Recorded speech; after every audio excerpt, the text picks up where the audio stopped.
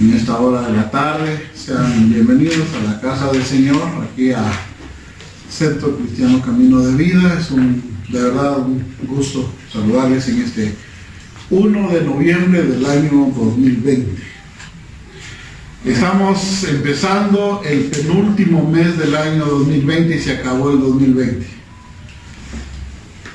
Hubiéramos querido que se reseteara este año y volverlo a empezar en enero otra vez, porque prácticamente 6 o 7 meses de este año no pudimos hacer casi nada. Mucha limitación, enfermedad y todo, pero así son los planes de Dios, misteriosos. Los caminos de Dios muchas veces no los entendemos, pero la Biblia dice que sus caminos son más altos, sus pensamientos son más altos que nuestros pensamientos, y sus caminos son inescrutables. Nadie los puede entender. Algo nos está enseñando Dios a través de esta situación que hemos pasado. Ojalá que hayamos aprendido lecciones de vida y seamos mejores cristianos, mejores humanos, que podamos aprender a planificar, a planear más y que no vivamos tan a la ligera como veníamos viviendo. Pero en esta hora pues ya hemos cantado al Señor, ya de verdad nos hemos deleitado en los cantos. Estos cantos que cantamos a mí me llenan mucho mi corazón. Uno de ellos decía, en ti encontré mi identidad, tú eres el que me has dado valor y creo todo lo que tú dices de mí. Y muchas veces la gente nos dice, eres un fracasado, eres un loser, pero Dios nos dice, eres mi hijo. Eres tan preciado como la niña de mis ojos. Te doy valor, ese valor que tal vez el mundo te quitó, yo te lo doy, te lo devuelvo. Y dice que no es con oro y con plata nuestro valor, sino que nuestro valor vale la sangre de Jesús. Amén. ¿Qué les parece, hermanos? Entonces, cantamos entonces, y ojalá que lo hayamos disfrutado. Yo lo disfruté, le canté a mi Dios, ojalá que ustedes también. Y ahora entremos un momento en la meditación de la Biblia, en la interpretación de la palabra de Dios, y esperamos que el Espíritu Santo nos dirija nuestros pensamientos y que también lo dirija a usted para recibir esta palabra, para que podamos alcanzar doctrina y así de esa manera podamos llegar a ser más sabios cada día en nuestro andar diario. Entonces, vamos a orar en esta hora. Por favor, cierren un momento sus ojos y vamos a pedirle a Dios su dirección. Señor, nos ponemos delante de ti, Señor, en esta hora, este tiempo, Señor, maravilloso que nos has dado. Y hoy, Señor, queremos pedirte que abras nuestra mente a las Escrituras, que retornes nuestro pensamiento a tu palabra, Señor. Tu palabra es profunda, tu palabra es necesaria, Señor, para nosotros. Y por eso, Señor, necesitamos la ayuda que nos ofrece tu Santo Espíritu, Señor. Como lo dijo mi Señor Jesús, antes de irse, el Espíritu Santo nos recordará todas las cosas que nosotros debemos de interpretar según tu palabra, Señor. Por eso, Padre, estamos aquí. Y yo, Señor, bendigo este pueblo maravilloso que tú has puesto acá en este lugar. Bendícelo, Señor, a cada quien por su nombre, y los que no pueden estar, Señor, o no han estado hoy con nosotros, que tú los guardes, los protejas donde quiera que estén, Señor. En el nombre de Jesús. Gracias. Amén y amén. Muy bien, hermanos. Capítulo 1, versículo 29 del Evangelio según Juan. Cuando lo tengan, pueden glorificar el nombre del Señor. Gloria a Dios. ¿Lo tienen? Amén. Muy bien. Le doy lectura a la palabra del Señor en el capítulo 1, versículo 29. En mis manos tengo la versión textual de la Biblia. Es una versión que está pegada a muchos de los manuscritos originales y me encanta predicar con esta versión. No descarto las otras porque las consulto siempre, pero me encanta usar esta versión para predicar. Entonces dice la palabra del Señor así, de esta manera. Al día siguiente, Juan el Bautista ve a Jesús que viene hacia él y dice: he aquí el Cordero de Dios que carga el pecado del mundo. Este es de quien yo dije: detrás de mí viene un varón que ha estado delante de mí, porque era primero que yo. Y yo no le conocía, mas para que fuera manifestado a Israel, por eso vine yo, bautizando en agua. Y Juan dio testimonio diciendo: he contemplado al Espíritu que descendía del cielo en forma de paloma y permaneció sobre él. Y yo no lo conocía, pero el que me envió a bautizar en agua, él me dijo: sobre que vieras que desciende el Espíritu y permanece sobre él, ese es el que bautiza en el Espíritu Santo. Y yo le he visto y he dado testimonio de que este es el Hijo de Dios. Palabra de Dios en esta tarde que vamos a tratar de interpretar. No creo que vayamos a interpretar todos los versículos que leímos, pero tenemos que entrarle al contexto de la palabra y entenderlo. Hoy vamos a tomar una parte que tiene que ver con la cuestión del Cordero de Dios. Hace 15 días o 21 días más o menos, hablamos acerca del testimonio de Juan el Bautista, de que él decía que él era una voz nada más, que clamaba en el desierto anunciando el advenimiento del Cristo de la gloria. En la indagatoria que le habían hecho los fariseos, este grupo que habían sido mandados por los líderes religiosos, le preguntaban si él era el Cristo, o si era el profeta, o si era Elías, y ya interpretamos eso. Pero hoy es muy interesante lo que nos toca entender según las Escrituras, y empezamos a hablar del capítulo, los versículos que precedieron a este capítulo, a este versículo que estamos viendo ahorita. Hay una secuencia de pensamiento que va por días. Si usted se da cuenta, en el versículo 29 empieza y dice: al día siguiente. ¿A qué día siguiente se refiere? Al día siguiente de cuando Juan el Bautista tuvo su encuentro con el Señor y lo bautizó y inició el ministerio de él. Algunos piensan de esa manera.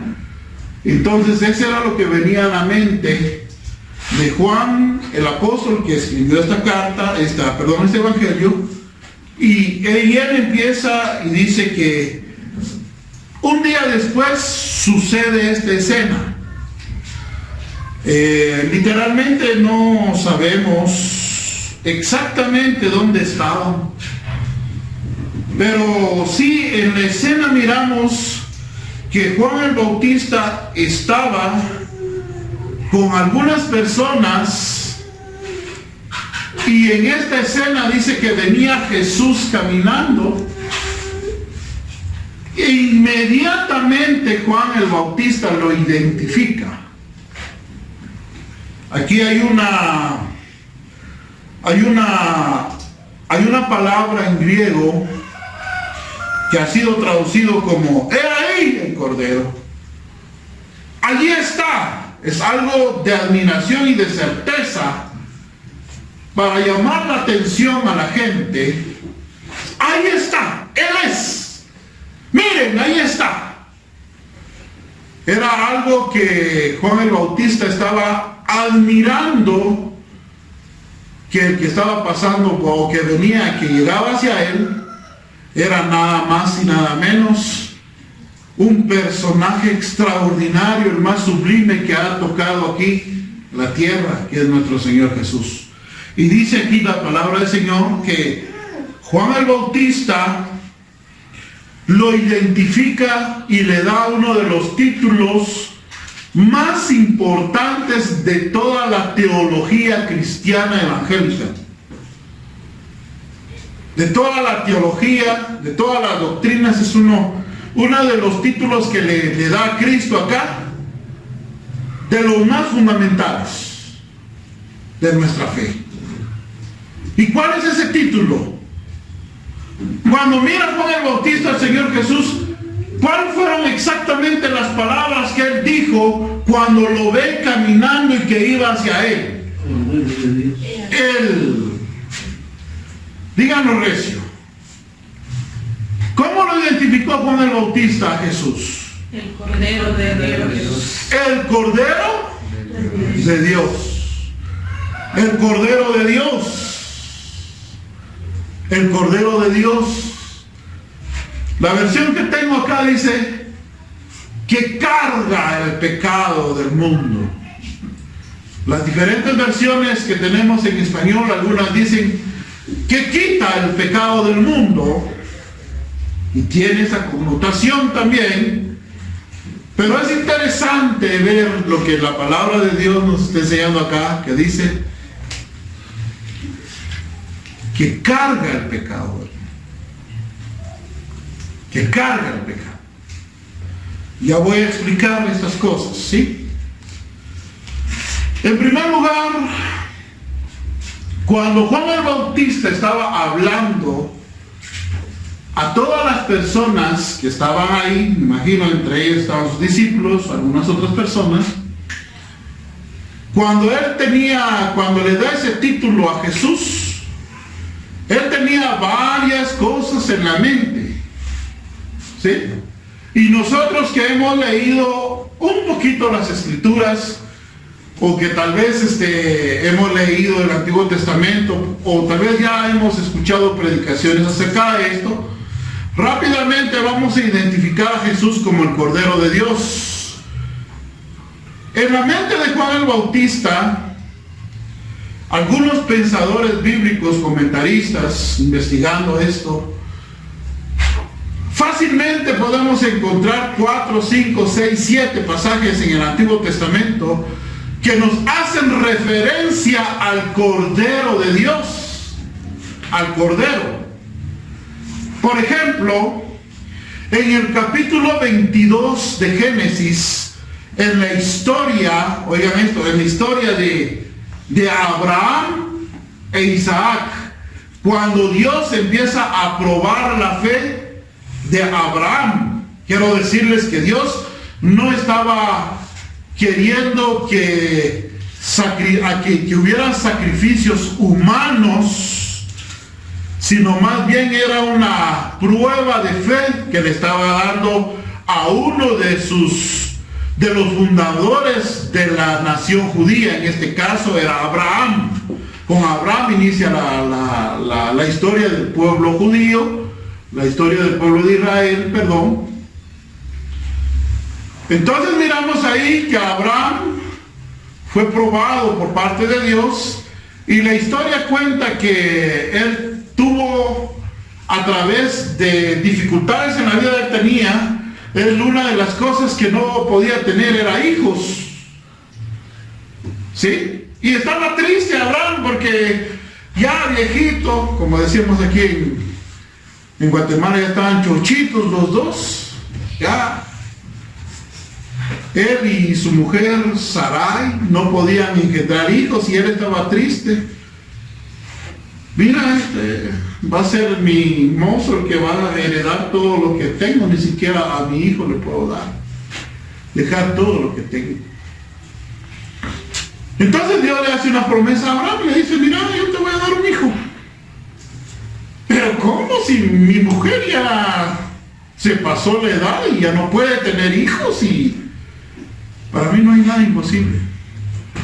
Y por eso dice la carta de los Hebreos, dice que después de casi la matriz de Sara muerta, y él también ya sin esa vigorosidad para mantener tal vez una relación con su esposa, no podía, pero los planes de Dios estaban. Entonces, imagínense, ¿verdad?, qué cariño le tenía Abraham a su pequeño cuando nació y todo. Era el hijo de la promesa, Isaac. Pero de repente, cuando Isaac tenía más o menos la edad como de 12 años, Dios se lo pide. Y le dice a Dios, mira, Dios le dice a Abraham, mira, fíjate que te vas a llevar a Isaac a uno de los montes que yo te voy a enseñar allá en Moria. Y Moria, fíjense, hermanos, interesantemente, Moria es Jerusalén. Los montes que está asentado Jerusalén es uno de los montes de Moria. O sea que cabalmente como esto es una profecía grande, que en el lugar donde iba a ser sacrificado Cristo, Él le dijo que llevara a Isaac para que lo sacrificara. Por eso Isaac también es figura de Cristo. Isaac. Pero cuando le dice, mira, vas a ver un monte donde yo te voy a indicar, en Moria, aquí lejos, está lejos de donde estás. Entonces tienes que agarrar tu animalito, tu burro, tu asno, y te vas. Dice la Biblia que Abraham nunca dudó en su corazón nada, sino que dice, nomás escuchó la voz de Dios. Él al siguiente día tempranito enalbardó su asno y se llevó a su hijo, se llevó la antorcha, porque no tenían carteritas en ese entonces, ni gas, ni nada, no, que ellos tenían fuego, pero lo tenían que preservar de otra manera para el viaje. Entonces llevaban la antorcha, llevaban todo, llevaban la leña, y mientras iban en el camino, Isaac le pregunta, papá, ¿traemos todo? Pero ¿dónde está el cordero? ¿Dónde está el animalito que vamos a ir a sacrificar para ofrecérselo a Jehová? ¿Dónde está ese animalito, papá? Y Abraham le dice, mi hijo, no sé. Pero Jehová iré. Jehová se proveerá su cordero. Jehová se proveerá el cordero, mi hijo. Él tendrá una cosa que hacer y nos va a maravillar. Y subieron y todo. Al ver, tal vez Abraham estaba esperando que Dios actuara y que llegara el cordero por arte de magia ahí. Pero no. Y no le quedó más a Abraham que preparar el altar, poner la leña. Y dice que puso a Isaac sobre el altar. Y cuando él ya iba a sacrificar a Isaac, viene una voz y dice, detente, porque sé que ahora que sí me temes.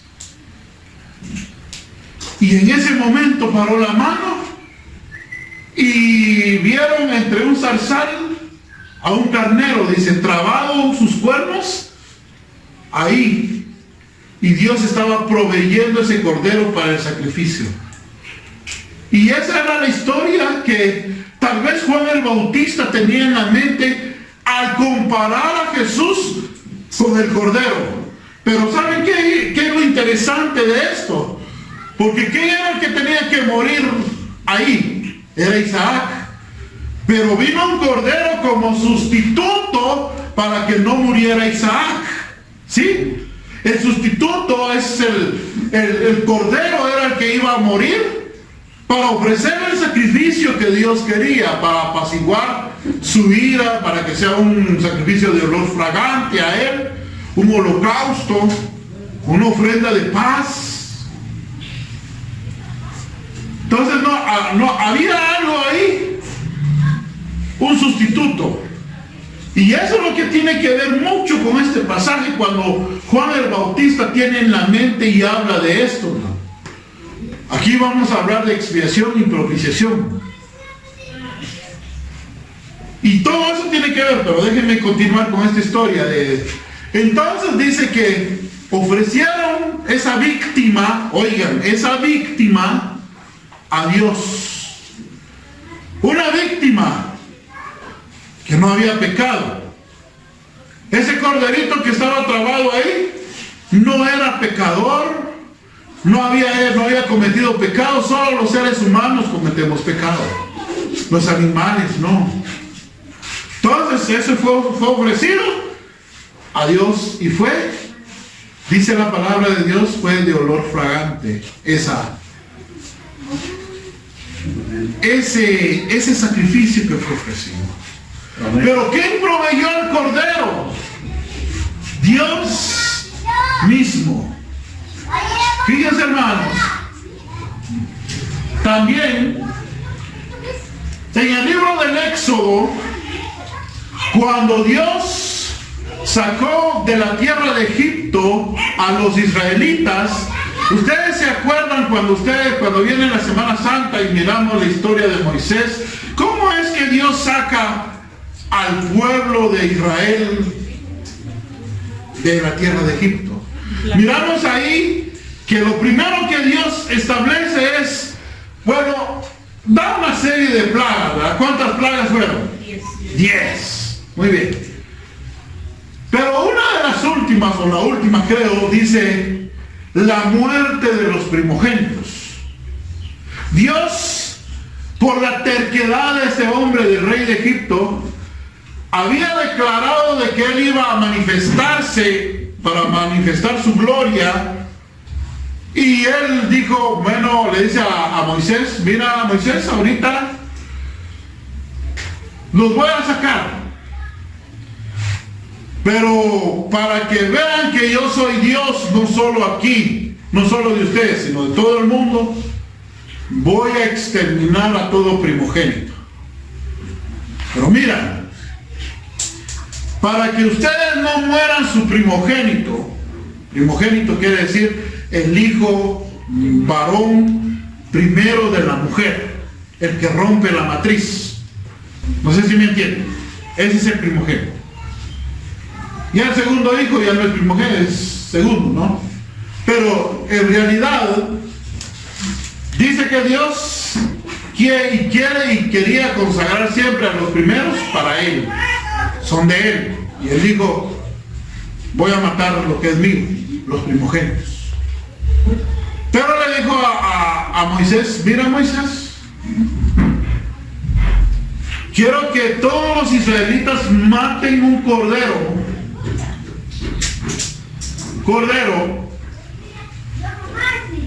y yo quiero que lo coman, que se lo coman todo. No quiero que partan ni un solo hueso del cordero. Y eso es interesante también, porque Juan compara a Cristo como el Cordero de Dios, porque dice Juan, y se cumplió la escritura de que ningún hueso iba a ser quebrado de él. Entonces en su pensamiento estaba también esto. Entonces cuando dio Dios la orden a Moisés que ese cordero no iba a ser quebrado ni un hueso, y les dijo, mira, con la sangre de ese cordero me van a untar todos los dinteles de la casa, de las puertas, de las ventanas, y yo, cuando pase a exterminar a los primogénitos, voy a respetar esa sangre. Voy a respetar, porque ya hubo alguien que murió, y yo voy a recibir ese sacrificio de la ovejita en lugar de ese primogénito que no va a morir, pero que tiene que estar en la casa, tiene que estar en la sangre, adentro de la sangre. Por eso es que nosotros que estamos en Cristo, ninguna condenación tenemos, dice Romanos 8. Amén. Aquel que está en Cristo no tiene condenación. ¿Por qué? Porque la sangre de Cristo nos cubre. Nos cubre. Y eso es en sí lo que significa la palabra Pascua. Pascua significa encubrir. ¿Sí? Encubrir. Eso es lo que significa la palabra Pascua. ¿Qué estaba diciendo ahí? Eso era algo maravilloso. Porque Dios estaba estableciendo ahí, pero que había de venir un cordero. En ese tiempo solo era encubrir nada más. Eso apuntaba al Nuevo Testamento. Ese corderito que ofreció Abraham apuntaba al Nuevo Testamento. ¿Sí? Y ese corderito que sacrificaron en la Pascua apuntaba al Nuevo Testamento. ¿Apuntaba a quién? A Cristo Jesús. Cuando Juan el Bautista dice, era ahí el Cordero de Dios que quita el pecado del mundo. Apuntaba a todo eso, ¿no? Es interesante porque ese era el pensamiento de Juan el Bautista que conllevaba cuando dijo esa frase, ahí está el Cordero de Dios que carga con los pecados del mundo. Pero un día antes de eso, Juan el Bautista dijo, yo solo soy una voz que clama en el desierto. Juan el Bautista se identificaba con las profecías de Isaías y por eso es que muchos teólogos piensan y dicen que en la mente de Juan el Bautista en ese punto estaba él pensando en el Cordero de Isaías 53. Y vamos a Isaías, por favor, en esta noche. Isaías 53, ¿qué nos dice la palabra de Dios acá? Isaías 53.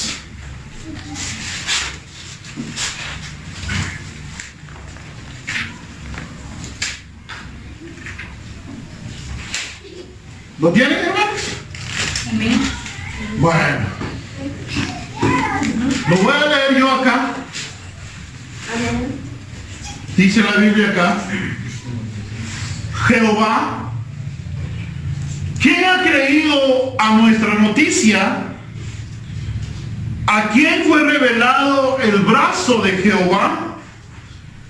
Delante de él anunciamos acerca de un niño que crecerá como una raíz en tierra seca, en el cual no hay hermosura ni gloria, y nosotros lo vimos, pero no tenía atractivo ni hermosura, despreciado y desechado entre los hombres, varón de dolores, experimentado en quebranto, escondimos de él el rostro, fue menospreciado y lo tuvimos por nada. Es verdad que él mismo llevó nuestras debilidades y cargó las enfermedades. Oiga, aquí está la cuestión del sacrificio expiatorio vicario de Cristo. Es verdad que él mismo llevó nuestras debilidades y cargó las enfermedades, pero nosotros lo tuvimos como contagiado, azotado y humillado de Jehová. Pero él fue traspasado por nuestras transgresiones, molido por nuestros pecados, el precio de nuestra paz cayó sobre él, y por su herida fuimos sanados. Versículo 6 es lo que nos interesa más todavía. Dice, todos nosotros nos descarriamos como ovejas, cada cual se apartó por su camino, pero Jehová cargó en él el pecado de todos nosotros. El pecado de todos nosotros lo cargó Jehová en él. Oiga eso, pues. Vamos un poquito más, dice acá. Dice, a causa de su aflicción no abrió su boca, como un cordero, como una oveja fue llevado al matadero, como un corderito mudo delante del que lo trasquila, no abrió su boca. Amén. No abrió su boca. Miren esta escena, hermano, de esta ovejita, de este cordero. El profeta Isaías apunta hacia un evento en el futuro de su tiempo. Isaías profetizó más o menos 700 años antes de Cristo. Isaías. Y 700 años él había dicho de que iba a venir alguien que iba a ser como un cordero, que él se iba a llevar los pecados de la humanidad, que iba a cargar con las enfermedades, con los dolores de la humanidad, pero sobre todo que iba a cargar el pecado de la humanidad. Mire, hermano, esa figura del cordero es tan importante para nosotros, hermano, porque Isaías establece ya acá una enseñanza acerca del Redentor, del Salvador del mundo, de la persona de Jesús, quien es nuestro Cordero, con el cual nosotros hoy en día podemos decir hemos sido liberados de la condena del pecado. Cuando Juan el Bautista decía ahí el Cordero que carga con los pecados del mundo, tenía todas estas cosas en su mente, que era él bien estudiado de la palabra de Dios. Algunos dicen que Juan el Bautista era uno de los que eran seguidores, sí, según lo que dicen algunos comentaristas, era como parte de la escuela de los esenios, que ellos vivían en el desierto y ahí se encontraban los rollos de Qumran y todo eso, y dicen algunos que Juan el Bautista al parecer era de esa línea. Era lo que haya sido, estaba bien identificado con Isaías, Juan el Bautista, pero obviamente estaba identificado con las otras escrituras. Miren, en todo lo que, en el sacrificio que se establece en la Pascua, ¿quién era el que proveía el cordero? El mismo pueblo. ¿Sí? El mismo pueblo lo proveía. Pero en dice acá que es Dios mismo el que provee el cordero. Amén. Y ese es, no sé si recuerdan una predicación que tuvimos acá, cuando decíamos Jehová iré, Jehová proveerá. ¿Cuántas veces nosotros hemos entendido eso como una tienda Jehová iré? Cuando nos escasea un poquito de dinero, Jehová iré, Jehová proveerá. Nada que ver con eso. El pensamiento de Jehová iré es que Él es el que provee el cordero para la salvación de los pecados de la humanidad. Eso es Jehová iré. Amén. El que provee el cordero. Pero interesantemente dice que cargó el pecado de la humanidad en él. Ese es un punto muy interesante e importante, hermano. En el Antiguo Testamento, para que fueran perdonados los pecados que habían cometido las personas, a las personas se les exigía que trajeran su cordero, su ovejita, sus palomitas, sus tórtolas, y tenían que ese animalito ser sacrificado, y esa sangre tenía que ofrecérselo al Señor en el altar. ¿Sí? Tenían que ofrecerlo. Pero antes de que fuera ofrecido el carnero, la ovejita, el sacerdote le hacía al pecador que pusiera su mano sobre el animal. ¿Sí? Aquí, como una señal de traspaso del pecado de esa persona hacia el animal. y que ese animal moría como una víctima por aquella persona que verdaderamente necesitaba morir. Esa era la idea. ¿Y saben qué es eso, hermano? Eso es expiación y propiciación. La expiación tiene que ver, hermano, con aplacar la ira de Dios a través de un sacrificio. Dice la Biblia que nosotros fuimos destituidos de la gloria de Dios, y por estar destituidos de la gloria de Dios nosotros merecemos una condena eterna.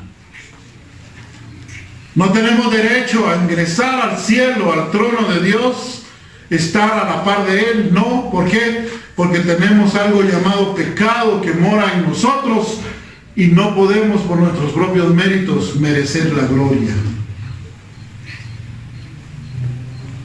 Podemos.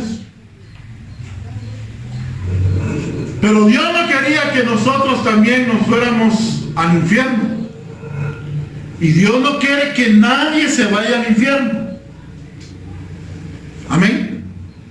Él desea, la expresión de lo que dice Hebreos, dice que Él desea que todos, o que Él quiere llevar a muchos hijos a la gloria, que vayan a participar de las bendiciones que Él tiene en el cielo.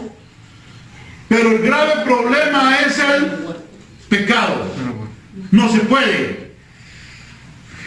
Entonces tiene que haber algo, tiene que haber una forma para hacer que los seres humanos puedan retornar al cielo.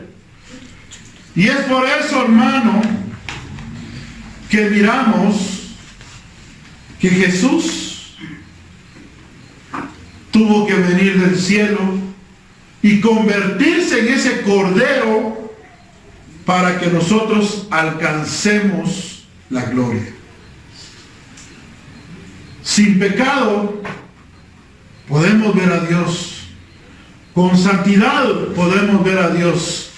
Sin santidad nadie verá a Dios. Pero el problema está en que nosotros somos pecadores. Y tiene que alguien morir por nosotros, alguien puro, alguien santo, alguien que se constituye en una víctima sin pecado, para que sea ofrecido a Dios y así aplacar la ira de ese Dios justo. Y eso, todas esas figuras representaban las ovejitas y los corderos en el Antiguo Testamento, pero solo era una representación de lo que Jesús iba a hacer en la cruz del Calvario, porque esas ovejitas no solo encubrían el pecado por un año. Al año se tenía que hacer y hacer y hacer, y así todos los años había que sacrificar la oveja y recordarse de la Pascua. Pero cuando Cristo Jesús vino y murió en la cruz del Calvario, dice que el sacrificio de Él fue de una vez y para siempre. Cristo no tiene que morir una y otra vez, porque el sacrificio de Él es perfecto. Por ahí hay una doctrina que dicen que Jesús siempre, cada vez que se toma la cena del Señor, muere cada vez que nosotros lo tomamos. Pero no es así, hermano. Ese sacrificio fue una única vez, nada más. Y dice que Él mismo llevó su sangre como el sacerdote que es, el sumo sacerdote que es, y entró al lugar santísimo en la misma presencia de Dios, llevando ese sacrificio en la cruz. Amén. Entonces todo esto, hermano, apunta a ese sacrificio de Cristo. Y eso es muy importante que nosotros lo entendamos y creamos en esto, porque este es el corazón mismo de la enseñanza evangélica. Los evangelios enseñan esto. El Cordero de Dios que carga con el pecado del mundo. Juan el Bautista tenía esto en la mente, de que este que venía, que no conocía, pero que ahora estaba, él ya lo reconocía, que era aquel que Dios había enviado como aquel sacrificio por la humanidad, para que todos puedan llegar a ser salvos. Cargar con el pecado de la humanidad no es fácil. Imagínense, hermano. Pero ese sacrificio de Jesús es suficiente. Entonces, voy a ir terminando en esta hora. El Cordero de Dios era alguien escogido para que fuera una víctima para el sacrificio. No era cualquier cordero. ¿Cómo tenía que ser el cordero, Jorge, que se sacrificaba los israelitas cuando se presentaban anualmente o por sus pecados? ¿Cómo tenía que ser el cordero? Era inmaculado, sin mancha, Inmaculado. intacto, algo limpio, Puro, sin mancha, un cordero. no defectuoso. Tenía que ser perfecto. Pero llegaron a un punto los israelitas, hermanos, que Dios también se hastió de ellos, de que dice, y uno de los profetas lo dijo: ¿por qué me están ofreciendo lo tuerto? ¿Por qué me están ofreciendo lo quebrado? ¿Por qué me están ofreciendo lo flaco? ¿Por qué me están ofreciendo lo que no sirve? Vayan y miren a ver si su Dios, los otros dioses, quieren un sacrificio así. ¿Por qué a mí me ofrecen algo defectuoso? Dios se molestó mucho contra ellos. ¿Por qué? Porque todo eso representaba a Cristo. Y quiero decirles, hermano, que Cristo es perfecto. Amén. Amén. Cristo es inmaculado, santo, santísimo. No tiene pecado, pero carga el pecado de la humanidad. Amén. Entonces miramos que este era un cordero escogido, pero que no fue provisto por ningún ser humano, sino por quién fue provisto el cordero. ¿Por quién? ¿Ah? Dice que ese cordero estaba destinado a ser sacrificado desde antes de la fundación del mundo. Dios ya había dicho: este es el cordero que va a quitar los pecados de la humanidad, porque los seres humanos me van a fallar, porque son fallones. Yo sé que ellos van a desobedecer mi palabra y yo los voy a tener que rescatar, los voy a tener que redimir, y por eso voy a mandar a mi hijo en forma de cordero. Él es el que va a cargar los pecados de la humanidad, y ellos lo van a tener que creer en él y recibirlo en su corazón, para que yo pueda hacerlos retornar a la gloria. Ahora hay un camino, le cuento, hermano.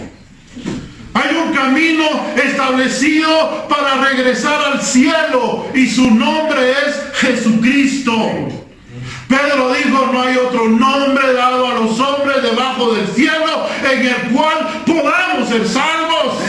Pablo dijo: no hay otro mediador entre Dios y los hombres, solamente Jesucristo, que se hizo hombre. Amén. Solamente, hermano.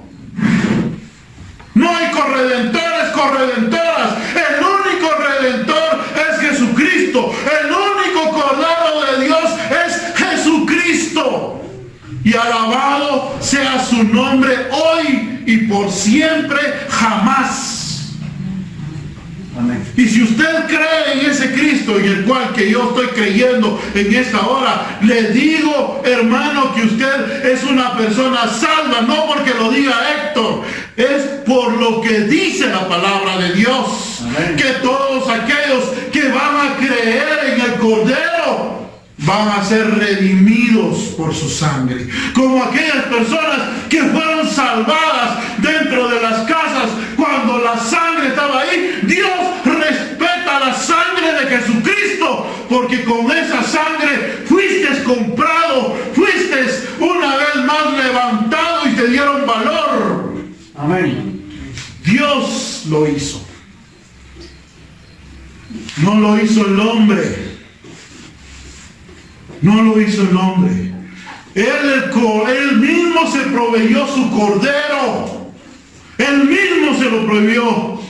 Era de él el cordero, hermano. No era de nosotros. De él era. Y él mismo lo ofreció para sí mismo. Amén. No se lo ofreció al diablo como muchos algunos piensan. Es que él es quien tuvo que ofrecer, dar un sacrificio al diablo. No, hombre. Diablo no tiene nada que ver ahí. El diablo está vencido Amén. por el poder del Señor. Él nada más está dando patadas de ahogado, porque ya su tiempo está cerca a ser condenado e ir a la condenación eterna, hermano. ¿Qué es eso?